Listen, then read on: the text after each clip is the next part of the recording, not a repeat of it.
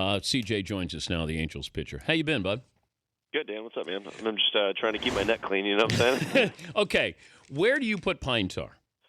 On a bat or a pine tar rag, but definitely not on your neck. See, I'm white, so there's a huge contrast, from a photographic standpoint, where if I have it on there, unless I put it in a goatee or something, it's going to be very obvious. So. Okay, but you can put it on your glove. I think there's a common... I have a red glove, so if I have all of a sudden a brown streak on a red glove, it's going to look kind of shady. Okay. Jeff Smarja, the pitcher for the Cubs, says everybody does it. Matt Holliday yesterday said to me, I don't care if they use it or not. It seems like it's an unwritten rule. You do it, we do it. Let's just not call each other out on it. Is that a fair assessment of pine tar with pitchers? I would say it's fair. Well, everybody has a different thing that they like to use. I mean, some people are just really sweaty, you know what I mean? Yeah. And they throw like squirt balls with the sweat. Other people, they're very sweaty, and then they put rosin on their wrist, and then it's like a combination of the sweat and the rosin. Actually, that's what you need. The rosin by itself doesn't do anything unless you're warm, and then the rosin kind of like liquefies a little bit, and then it gives you that same kind of grip. But you need to have sweat with the rosin together, or lick your fingers in rosin. But, like, how gross is it? I mean, if you really think about this from, like, a germaphobe standpoint, because sometimes I am, if you lick your fingers, then touch the rosin bag, then throw the ball, and the ball gets hit on the ground, and they're using Scott's fertilizer, and then you're like, oh, my God, what's really going into my mouth and my bloodstream right now? This is kind of dodgy, Back to the rosin bag, you throw over, somebody scratches their person, somewhere they scratch somewhere on their person with a bare hand, throw the ball, a vicious cycle, Dan. It's a vicious cycle. I always see Drew Brees lick his fingers as he's getting ready to call play. And you can just, by the time that ball gets back to you, grass field, the guy's hands, where are those hands been? Now he goes back and he's licking his fingers again. When you think about it. Sucks. Yeah. It really sucks, right? What's the difference between grip and doctoring a baseball or getting an unfair advantage? Okay, so if you have a scuffed baseball, for instance, like you could make that ball defy gravity. Like it'll be spinning one direction, like it's like almost like a knuckleball, but at 94 miles an hour, 98 miles an hour. You can throw a ball that cuts and it's got like side spin the other direction or whatever, or back. If you throw a ball with perfect backspin and it just sinks like a foot and a half.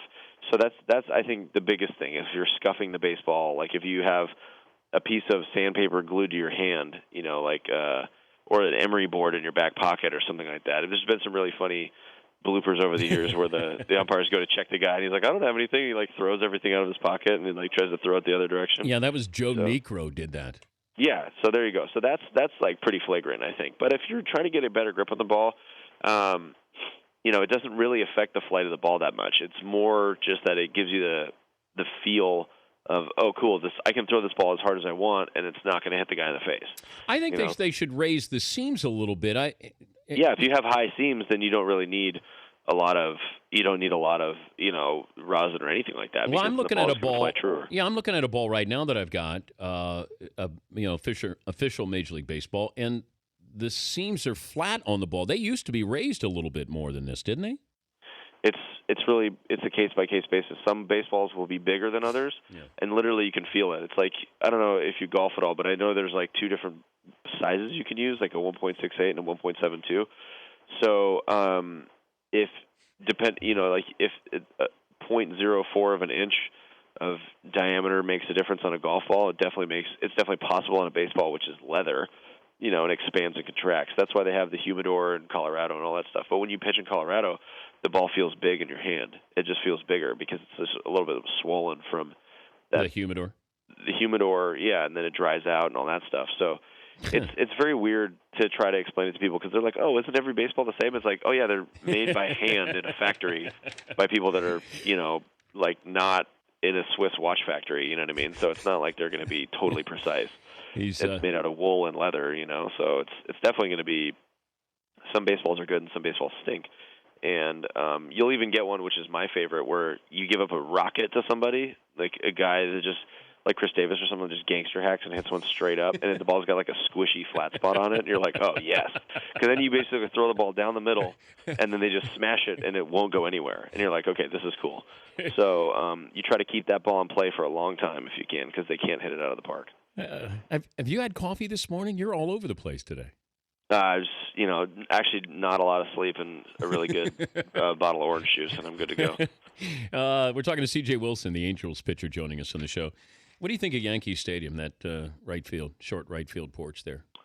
I mean, when I take I had to take BP there a couple years ago because it was the series before we played interleague against somebody else. Yeah. And I was hitting him in the second and third deck, so it's like, and I'm a pitcher, and I'm like moderately athletic, but still, just thinking about all the extra bases and the extra slugging percentage that's created by these weird dimensions, like there in Fenway Park down the left field line. It's it definitely turns. Sometimes it turns outs into home runs, but a lot of times your strategy is not to give up a warning track fly ball anyways, so it doesn't really affect the way you pitch, I guess, like mentally. Would you dust Jeter back just for us, like first at bat with Jeter, just as a kind of a say hello to the show when you face him? Oh yeah, like knock the most respected player in baseball down on his butt, and then tip my hat and like wink at the camera. It's like, no, just that's send for a you, message. Dan. Send a message, CJ. Just maybe back him off the plate just a little bit. You're not going to buzz the tower. Nobody's getting hurt here.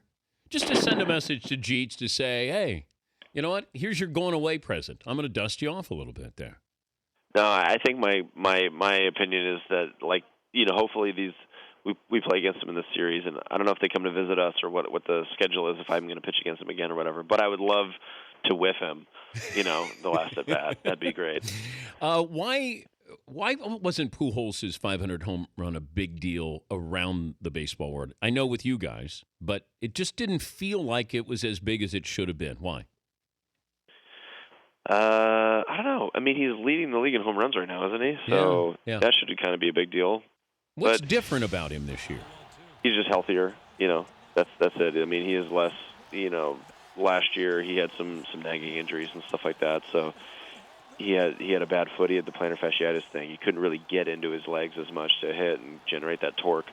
So hitting a ball over the fence is difficult. Especially like you said, if you're not playing in Yankee Stadium. So then you got to hit it farther, and the night air in Anaheim is not kind to the pull hitter, the righties or the lefties, really anybody.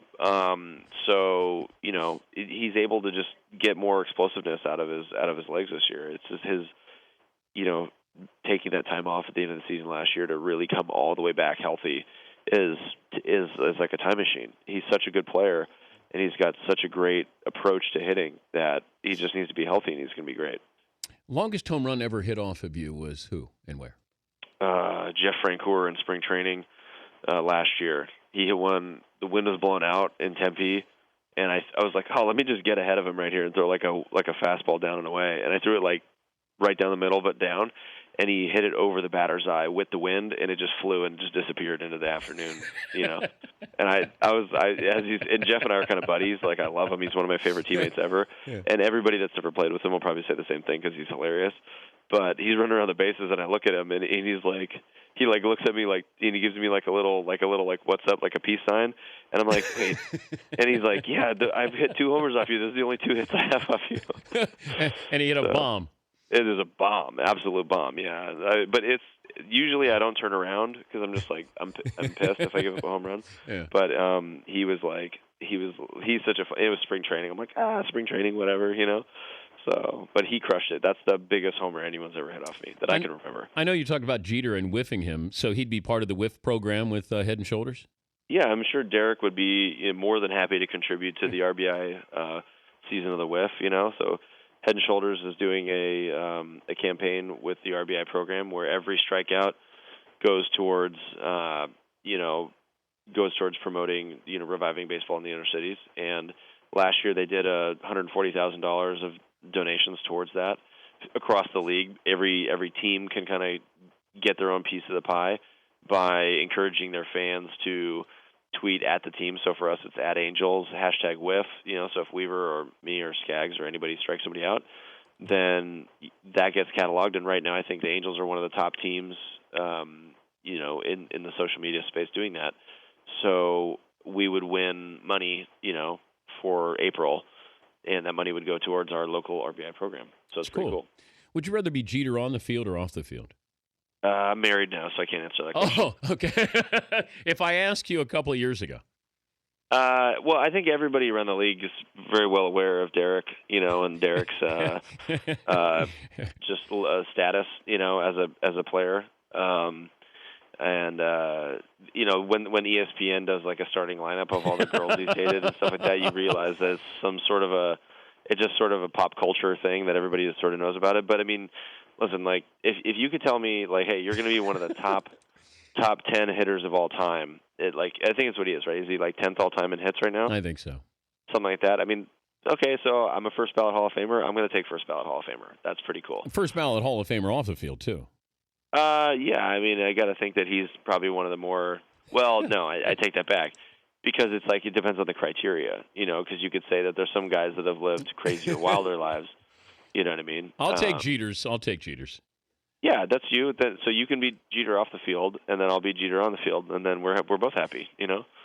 Yeah, but you had a pretty good run there. I mean, you being a good-looking dude, and pitcher, and I think my off the field activities are much more geared towards the adrenaline seeking thing. Of course. In terms of my status, like I don't know any other guys that ride dirt bikes and race cars and do all that dumb stuff that I do. But can you jump out of a plane? I'm more interested in that. Can you jump out of a plane with your contract? I can't. I'm not even supposed to golf with my contract, man. Come on. Are you kidding me? I don't know if you saw the thing I did in right before spring training, but I flew in the Red Bull acrobatic airplane. So this guy Kirby Chambliss, if you look him up, yeah, you can if you replay the show later this afternoon, get like a video of this because it's amazing. He did a triple front flip with me in the plane. Did you throw up? I almost threw up at the end, but I was like 20 minutes of acrobatics, and the worst part of it was when he landed. Because it's an acrobatic plane, the rear landing gear is super short. Oh, this is a little plane. So he's got to weave. He's got to weave his way down the runway, and that's where I just almost booted. And he had a big old, 1 gallon Ziploc, and I was like, okay, I'm losing it right now. But he did like a bullet spin, flip. You got your eyes closed.